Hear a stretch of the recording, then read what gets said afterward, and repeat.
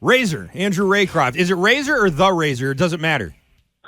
Well, the Razor, of course. But no, well, you call me whatever you want. I'll answer to pretty much anything these days. I mean, Razor's cool, but the Razor is like, you know what I mean? That adds like a little bit more importance to it, I feel like. You know, you're the Razor. The singular Razor. Yeah, right. Like, there's other Razors, but you're the Razor. Anyway, Razor, I want to start with Linus Ullmark, who broke, I think, a record that had been up for 90-something years with the Bruins, the fastest to 25 wins. The Swayman's playing well now, too. Can you remember a time when Bruins goaltending was quite this good? Well, the 6 years I was here, I would say, of course. So it was 14, 15 years ago. No, of course not. This is wild, and to have 25 victories and 28 decisions through just over half the season it's absolutely mind-boggling to me, and how good this league is, how many great players there are on a nightly basis that these goalies are facing, and to be able to bring it every night has been spectacular. And to have Swayman go through his injury and a couple tough starts and be getting his game where it's at right now really helps this team in the next 35 games plus playoffs, because now you can play each other off. They could alternate the rest of the season, have everyone well refreshed. And again, you're probably going to need two goalies at some point, even if you go on a Stanley Cup run. So the Razor, Charlie McAvoy had a goal and an assist in that win over the Sharks 2 nights ago. How close to 100% or his 100% would you say he is after coming off that shoulder surgery and rehab? Yeah, I would say he's close. And those guys, the Marchands, the McAvoys, the Grizzlies, there was that honeymoon comeback, lots of adrenaline, excited to go. They had their big bump, but they all knew and they all recognized that it was going to be a month later where that was going to be the hard part, where the training that they didn't get in the summer was starting to be felt, and you had to retrain yourself, and just the grind of the daily NHL stress. And I think you're seeing that out of all three of them. I think where the way Marchand's playing right now, the way Grizz is getting his game, he's also been scoring the last 3 or 4 games, and then, of course, McAvoy. So I think they're getting really close to now having their game conditioning, their daily, weekly NHL conditioning at a level that they expect to be at, and where they can really work on their game as well. It's not just maintenance. It's not just getting rehab done. They can get stronger on and off the ice.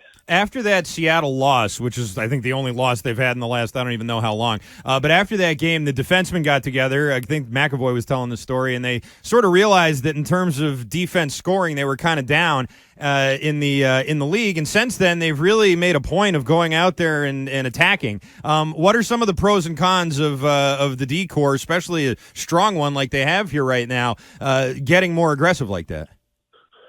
Well, it's really important in the NHL these days, and I think it's another layer. The playoffs the last few years, so much talk about secondary scoring with this team, right? And so much going into season, secondary scoring. Well, secondary scoring a lot of time comes from the back end in the National Hockey League now, and if it's not the actual goals, it started with the defense jumping in the rush, or it started with the defense working in the offensive zone to get pucks through, don't get blocked shots, get them on net, and that's why that's so important for this group and to be active. And so there's not many cons. I think the way they understand the situation of the game, the way they all understand what the system is of this Boston Bruins, and especially the way the centermen understand the defensive system of this group. When you have Patrice Bergeron on the ice, he recognizes when everyone else is in trouble defensively, and that includes the defenseman. He's able to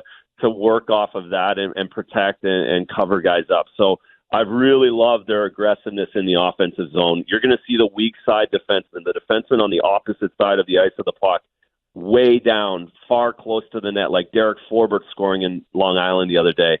And that's really what's helping score more goals and also keep them in the offensive zone. The best defense is offense.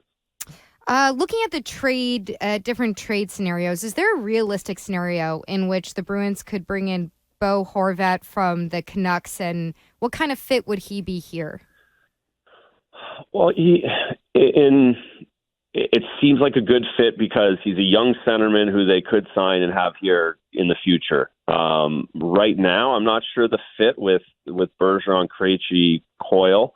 You could move him around, I suppose, the forward position. I think the issue with Bo Horvat is they're going to have to give up roster players for him. I'm not sure if they're in the market enough, if there is going to be somebody else who wants him just a little bit more. So he's a great player and again, a great up-and-coming centerman. So that fits the bill in the future. I don't know what that looks like over the next few weeks, few months for this group, and what would they give up more than what some of the other teams would want to give up for him. Are they in a place right now where they are so focused on this year and everybody calling it the last dance and everything, where they're not really even looking at a trade that would maybe be something for the next couple years? Well, I think we've seen that they've done a really good job with the Taylor Halls and the Hampus Lindholms of getting guys that want to come here and want to play here. A lot of players in the NHL want to play in Boston. It's a great town for NHL hockey players. It's a great place to live. They all really enjoy coming here. So that's an easy draw. So the Bruins have shown over the last couple of years that they've been able to build for now and the future. I would say my personal opinion this year is I'm giving up every first-round pick. I'm giving up every prospect to make this team better. I am not too worried about the future when I have Linus Ullmark, Jeremy Swayman, Taylor Hall, Pavel Zacha, Hampus Lindholm, and Charlie McAvoy in my lineup. We can build around that. I want to win right now, and I'm willing to sell all the prospects and all the first-round picks for it. We're talking with Andrew Raycroft. Speaking of those prospects, yesterday we heard that Mark McLaughlin was getting called up, and I sort of wondered, I think a lot of people did, why maybe Fabian Lysell or Georgi Merkulov or Toporowski or one of those guys still down there in the minors while we get another look at McLaughlin, who we've all sort of seen before. And if you want to showcase some of those guys that you were just talking about for a trade or just sort of see what they have at the NHL level, why not call up one of them? Well, because it's better to have them there playing. It's better to have them continue their development there. It's really hard to play in the NHL, and it's really hard to get to the NHL. And there's the guys in the minors that have to work and get their craft. And to have them come up for a few games here isn't going to make a difference on what other teams think of them in the next month. Whether they score 3 goals or they score 0 goals over a 7-game stretch here in the NHL isn't really going to change. And at the end of the day, you have a guy in Mark McLaughlin that had a great training camp. He had a great 10 games at the end of last season. You have to also reward those guys within the organization. All right, we'll leave it right there then. Andrew Raycroft, the Razor, great to talk with you again as always. We'll talk to you next week.